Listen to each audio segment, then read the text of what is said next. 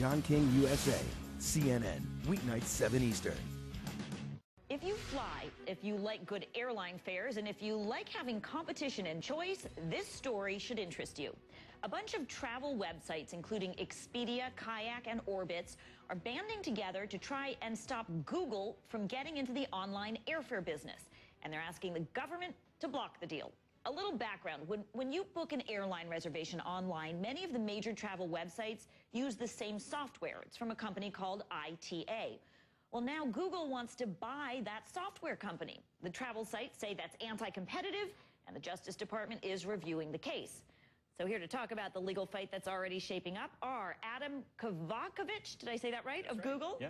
And via Skype from Gainesville, Florida, Tom Barnett. He's an attorney for Expedia, and he headed up the Justice Department's antitrust division in the George W. Bush administration. Thanks to both of you for being here. Adam, first to you, doesn't Google have enough on its hands? Why get into the travel business, too?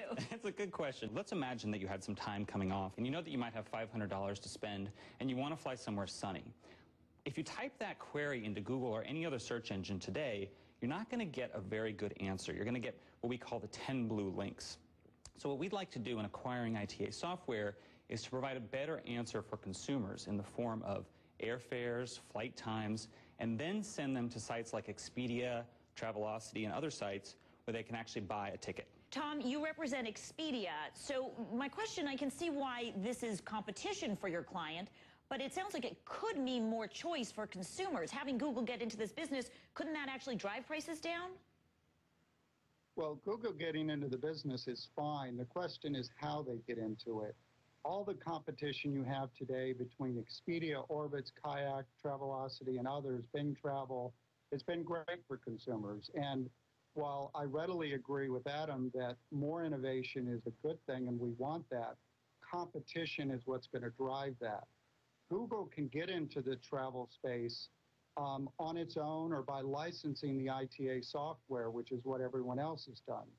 The issue that we're focused on and that we believe the Justice Department is focused on is Google purchasing the ITA software instead of licensing it so they can deny access to that software to all of these sites that depend on it today, like Kayak and Orbitz and Hotwire. Let me ask you this, Adam, because this is a concern that the New York Times has raised also. They wrote, without strong competitors to keep it in check, Google, might offer preferential placement to some airlines or agencies for a fee, or not list offers from companies that don't pay up, which could lead to actually higher costs for all of us.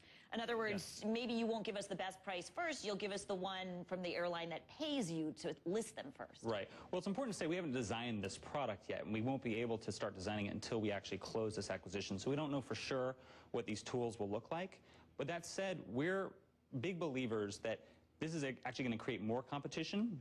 And more competition usually brings down prices for consumers. And I think it's also important to emphasize that we're not going to be in the business of setting airfares. That's up to the airlines. And we are going to be, sending people directly to sites like Expedia, AmericanAirlines.com, where they can purchase these tickets. But Tom was raising the concern that Google, if they own this software, could then deny it to websites like Expedia, Orbitz, Kayak, etc. Will you assure us now Google would never do that? Google's not going to do that. We've committed not to doing that. But I think also more importantly, Tom and others have argued that ITA is somehow an essential input to some of these companies, and actually Expedia doesn't even use ITA. Neither does Travelocity or Priceline. So the top 3 travel sites don't even use ITA. Something else. I see you raising your eyebrows, Tom. There are 2 points here. One, with all due respect, Adam has misrepresented things. Google has not said that it would renew current licenses, that it would license continuing innovations, or it would do so on reasonable terms. If Adam would like to say here now publicly that Google will commit to do that to current licensees, that would address one of the concerns presented by the transaction. Well, let's pause there and say, are you committing to renewing those licenses? Yeah, what we've said is that we plan to enter new agreements with the existing contractees and also to strike new agreements. So we're absolutely continuing to make ITA software available. At a price they can afford? Yeah, absolutely. And you know what, the truth is that no company would negotiate a contract over the air on CNN, but absolutely, we have committed, we're going to continue to make ITA software available. Tom, you're not buying it. I see your face, yeah. Well, because I know that companies have approached Google privately, not on the air, and Google and ITA have flat out refused to negotiate extensions of or renewals of the license. So I'm not there yet, but it's also a more it's a more fundamental concern. Google is the dominant search engine on the internet right now. It controls well over 70% of all internet searches. Travel search is an area where, because of access to technology like ITA and my clients' Best Fare Search, companies have been able to compete and compete effectively with Google.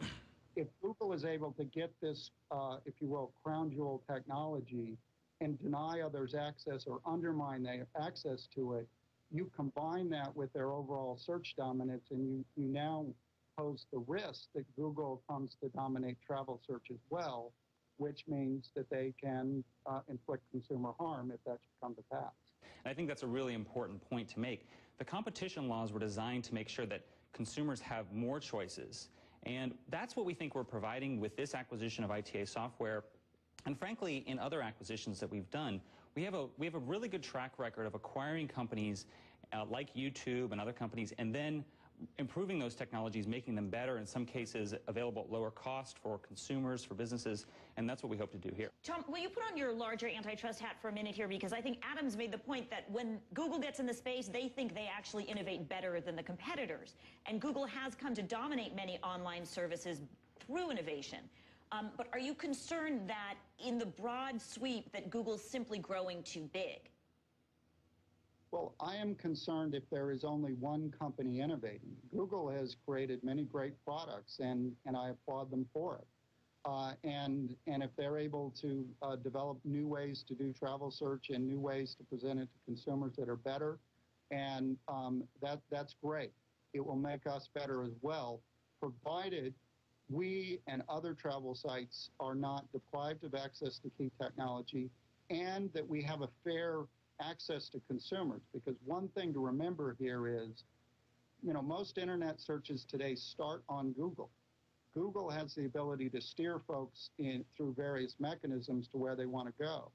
That's why companies like Expedia, even though we may not use ITA, still are vulnerable to Google and manipulations that they may engage in. As long as we have fair access and are able to compete, the more innovation, the more competition, the better. Is this something you hear a lot? Too many companies are vulnerable to Google, but you guys argue you do it better? It's flattering, but I'm not sure it's really accurate, in the sense that this is a really competitive space, online travel, and we hope to bring more competition to that space, but we're just getting started. And like I said, it's flattering, but we're starting really with sort of we're starting from the bottom and hoping to build from there. Thanks to both of you for being here and having this conversation. Of course, it's up to the Department of Justice to decide what to do next.